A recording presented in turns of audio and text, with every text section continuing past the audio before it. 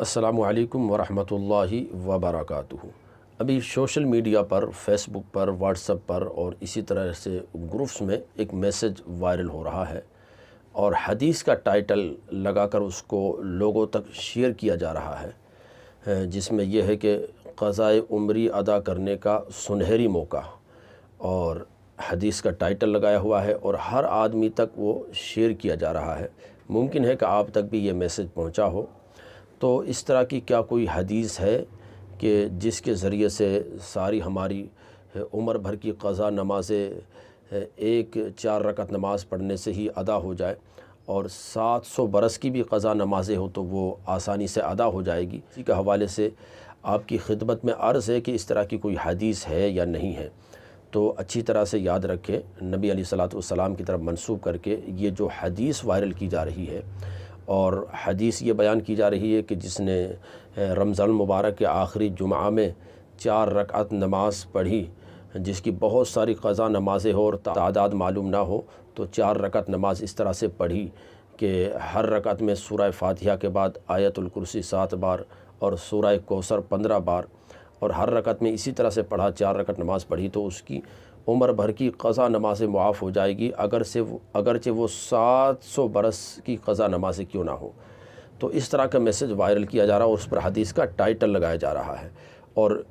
نیچے اس کے لکھا ہوا ہے کہ یہ ایک قیمتی تحفہ ہے، اسے لوگوں تک جلدی سے جلدی شیئر کرے رمضان کا آخری جمعہ آنے سے پہلے۔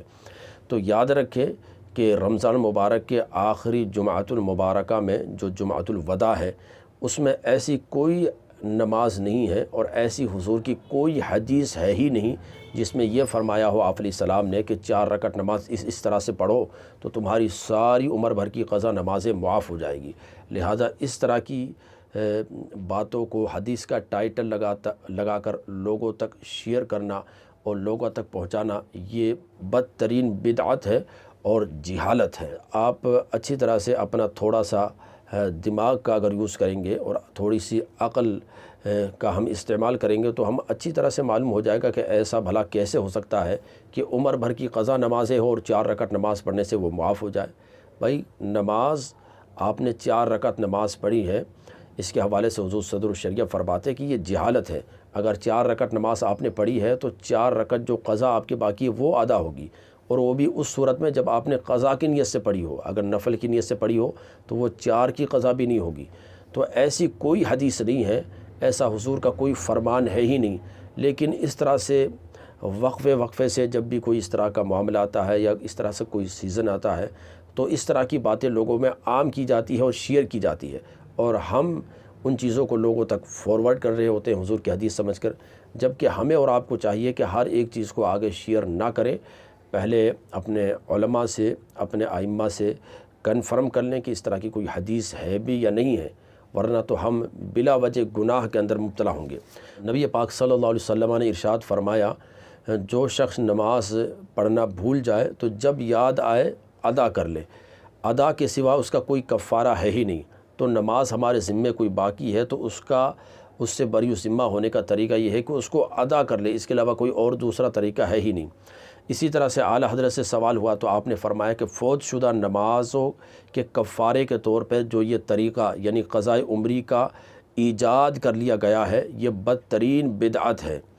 اس میں جو روایت پیش کی جاتی ہے وہ موضوع ہے اور من گھڑت ہے، اور یہ عمل سخت ممنوع ہے۔ ایسا اعتقاد رکھنا باطل اور مردود ہے۔ تو اس طرح کی کوئی حقیقت نہیں اس طرح کی حدیث کی، لہٰذا اس طرح کی حدیث کو شیئر کرنے سے بچیں، اور آپ کی قضائے عمری ہے تو جو ان کا جو طریقہ علماء نے بتایا ہے کہ اس انداز میں آپ کو ادا کرنا ہوگا، تبھی جا کر ہماری قضائے عمری ادا ہوگی، بجائے اس کے کہ ہم 4 رکعت نماز پڑھ لیں آخری جمعہ میں رمضان کے اور ہم سمجھے کہ بری ذمہ ہو جائیں، تو ایسے بری نہیں ہوتے ہیں۔ جب تک ہم پڑھیں گے نہیں تب تک ہماری قضا ہمارے ذمے باقی رہے گی۔ تو حضور کی ایسی کوئی حدیث نہیں ہے، لہذا اپنی جو قضاء عمری ہے ان کا اہتمام کریں رمضان مبارک میں، اور دیگر عبادتوں کا بھی خوب اہتمام کریں۔ گزارش ہے اس کلپ کو تمام احباب تک ضرور شیئر کریں، تاکہ جو لوگ اس طرح کی حدیث سمجھ رہے ہیں اور اس طرح کی باتوں کو شیئر کر رہے ہیں وہ بھی اس طرح کی چیزوں سے اپنے آپ کو بچائیں۔ السلام علیکم ورحمۃ اللہ وبرکاتہ۔